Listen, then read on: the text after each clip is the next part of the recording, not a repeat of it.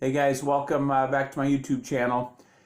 What I thought I might do is, as a benefit to you guys, because I've been posting learning activities, and some of those learning activities include some readings out of the history textbook, and so I know some students forgot their textbook, and it's at school, and sometimes it's nice just to have things read aloud to you. So either way, whatever position you're in, I thought what I would do is start with the first, was read, I could read the sections to you guys. You could follow along if you have your book. If you don't have your book, this may be a benefit to you. So Toothless here, he's our little orange, yes, his name is Toothless because not a tooth in there. He likes to gum things, but he's going to be my helper today, and so he'll just keep me company, and we'll do this together. So number one on the learning activity, it says read and study pages 286 to 326 in your history textbook. So that's what I'm going to read, and the title of this section is A Time of Conflict. And I'll start right there on page 286 where it says American Diary. And then I'll just read through. American Diary. We are now about to embark upon an expedition which may terminate in our sudden deaths, our perpetual eternal slavery, or immortal glory. The event is left for futurity, the future to determine. The first quality of a good seaman is personal courage. The second, obedience to orders. The third, fortitude, strength under sufferings. To these may be added an ardent, passionate love of country. I am confident you possess them all. This is from Lieutenant Stephen Decatur to the crew of the USS Essex. Page 287. Americans on foreign seas. Main idea. Pirates made travel by sea dangerous and brought the United States into conflict with Tripoli. History and you. Think about the dangers at sea that sailors face.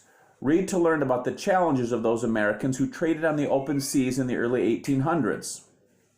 Sea travel was dangerous in the early 1800s. Sailors fought deadly storms and were threatened by pirates. Many Americans, however, depended on trade with foreign nations and were forced to rely on traveling by ship. In 1785, the Empress of China returned to New York from China with a highly priced cargo of tea and silk. The goods sold for a fabulous profit. Soon, ships from New York, Philadelphia, and New England sailed regularly to China and India, transporting furs and other goods. American merchant ships began sailing to South America, Africa, and lands along the Mediterranean Sea. War between France and Britain in the mid-1790s gave an additional boost to American shipping. To avoid being captured or destroyed by the enemy, many French and British merchant ships remained at home. American shippers profited from the situation and increased their trade. By 1800, the United States had almost 1,000 merchant ships trading around the world. Barbary Pirates. Sailing on foreign seas could be dangerous because of piracy. For example, pirates from the Barbary coast states of North Africa, Morocco, Algiers, Tripoli, and Tunis terrorized European ships that were sailing on the Mediterranean Sea. Pirates demanded tribute or protection money from their country's governments to let their ships pass safely. European countries routinely paid tribute so that their ships would be undisturbed. They believed that it was less expensive to pay the Barbary Coast pirates than it was to go to war with them. War with Tripoli. The United States, too, had to pay tribute to the Barbary Coast states. The ruler of Tripoli, however, did not think it was enough. In 1801, he asked the United States for more money.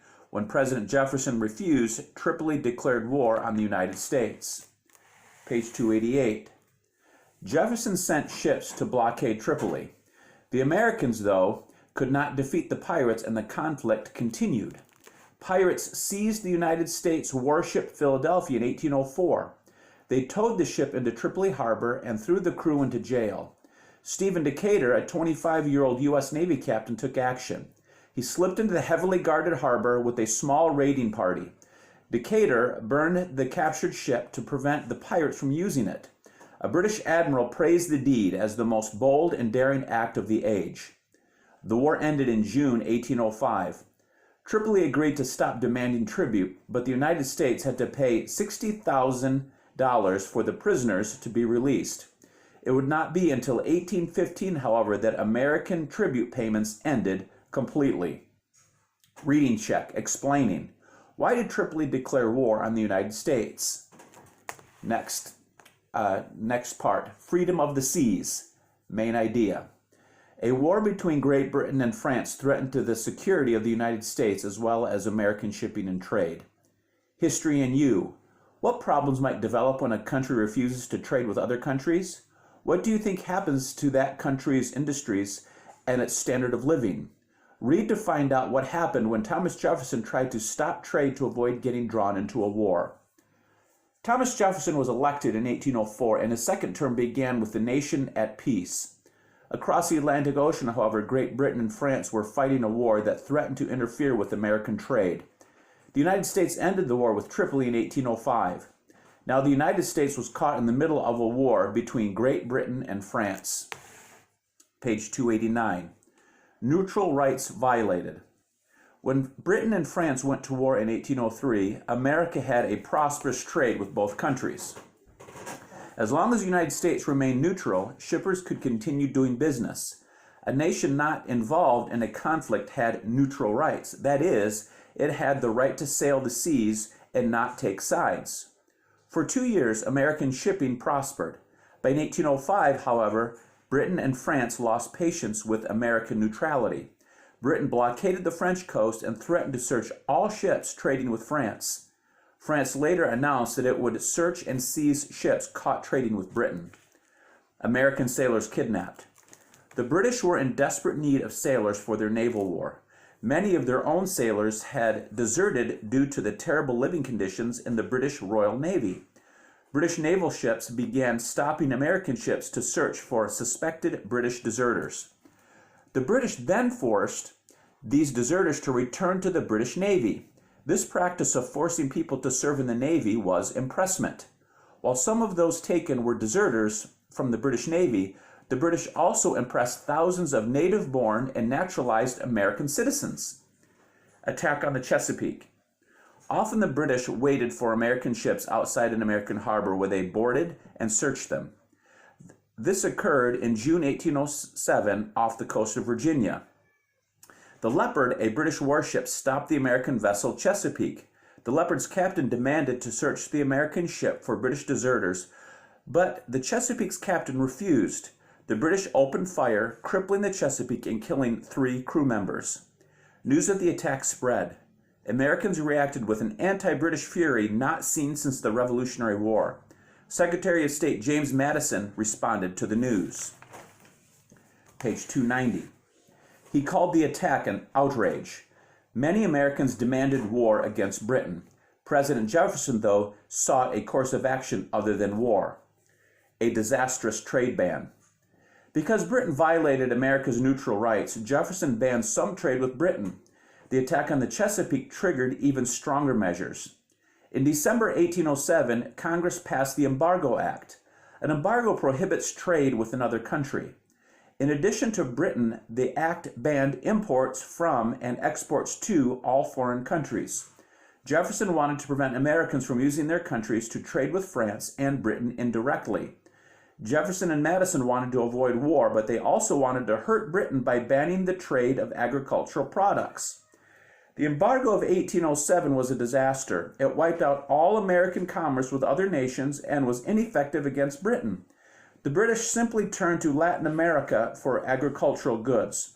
Congress then enacted the weaker Non-Intercourse Act. This act prohibited trade only with Britain and France and their colonies, but it too was unpopular and unsuccessful. Jefferson leaves office. Jefferson followed Washington's precedent by making it clear that he would not be a candidate for a third term. The Republicans chose James Madison as their candidate for president. The Federalists nominated Charles Pinckney and hoped that anger over the embargo would help them win. Pinckney carried most of New England, but the Federalist ticket gained little support from the other regions. Madison won the presidency with 122 electoral votes to Pinckney's 47 votes. Reading check. Summarizing, why was the Embargo Act ineffective? Next part, war fever, page 291. Main idea, trade issues with Britain and France and tensions between Native Americans and settlers challenged James Madison. History and you. Why do you think tension between different groups occurs? Read about the conflicts among the various groups during the early 1800s. James Madison took office as president under unfavorable conditions. At home and abroad, the nation was involved in the embargo crisis. Meanwhile, Britain continued to halt American ships. Cries for war with Britain grew louder. Closer to war. In 1810, Congress passed a law permitting direct trade with either France or Britain, depending on which country first lifted its trade restrictions or limits against America. Napoleon seized the opportunity and promised to end France's trade restrictions. The French, however, continued to seize American ships, selling them and pocketing the proceeds. Americans were deeply divided. The nation was on the verge of war to decide whether the enemy was Britain or France. Madison believed that Britain was the bigger threat for the United States. Frontier conflicts. Madison also reviewed news about problems in the West. Ohio became a state in 1803. While settlers wanted more land in the Ohio Valley, white settlers wanted more land in the Ohio Valley. Native Americans already grew up many I think I need to get my glasses adjusted. Native Americans already gave up many millions of acres. However, the settlers continued to move onto lands that were guaranteed to Native Americans by the treaty.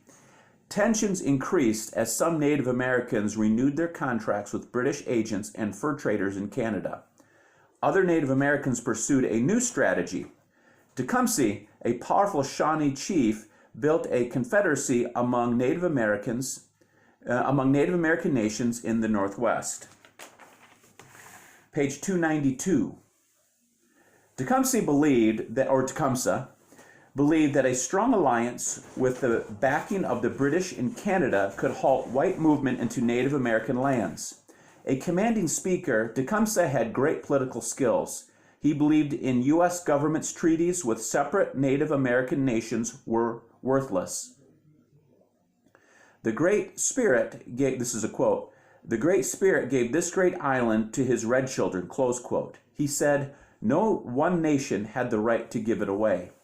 Tecumseh had a powerful ally in his brother Tenskwatawa, known as the Prophet.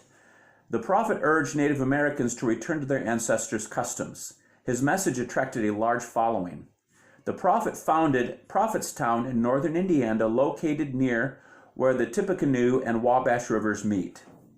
A meeting with Harrison. William Henry Harrison, governor of the Indiana Territory, became alarmed by the growing power of the two Shawnee brothers. He feared they would form an alliance with the British. British warned Tecumseh in a letter that the United States had more warriors than all the Indian nations combined. Tecumseh replied to Harrison in person. Primary source. Open quote, "Brother, since the peace was made, you have killed some Shawnees, Delawares, and Winnebagos. You have taken land from us, and I do not see how we can remain at peace if you continue to do so. You tried to force red people to do some injury. It is you that are pushing them on to some mischief. You endeavor, or try, to make distinctions. You tried to prevent the Indians from doing as they wish, to unite and let them consider their lands common property of the whole." Close quote. From Tecumseh, an Indian Moses. The Battle of Tippecanoe. Just a moment. Can somebody grab Toothless? He keeps yawning. He keeps meowing. Thank you. Next section. The Battle of Tippecanoe. When Tecumseh went south to expand the Confederacy, Harrison attacked Prophetstown on the Tippecanoe River, and after more than 2 hours, the Prophet's forces fled in defeat. The Battle of Tippecanoe was declared a glorious victory for the Americans. Harrison's victory, however, resulted in something the American people hoped to prevent. Tecumseh joined forces with the British, whom settlers believed had supplied his Confederacy with guns. War hawks. In the meantime, President Madison faced demands for a more aggressive policy toward Britain. The most pressure came from a group of young Republicans known as the War Hawks. They wanted war with Britain. The leading War Hawks were Kentucky's Henry Clay and South Carolina's John Calhoun.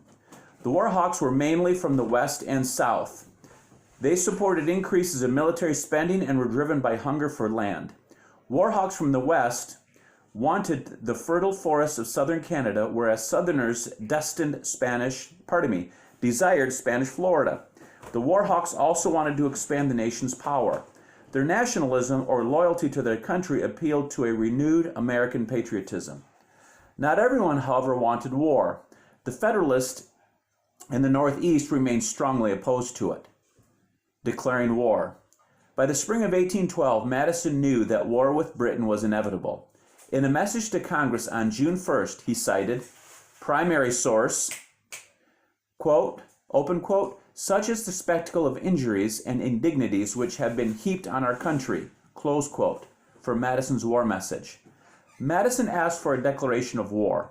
Meanwhile, the British had decided to end their policy of search and seizure of American ships. Unfortunately, it took too much time for this news to travel across the Atlantic, and leaders in Washington, D.C. did not know about Britain's change in policy. Word of the policy change arrived too late. Once set in motion, the war machine could not be stopped. Reading check. Summarizing, what factors led to the war with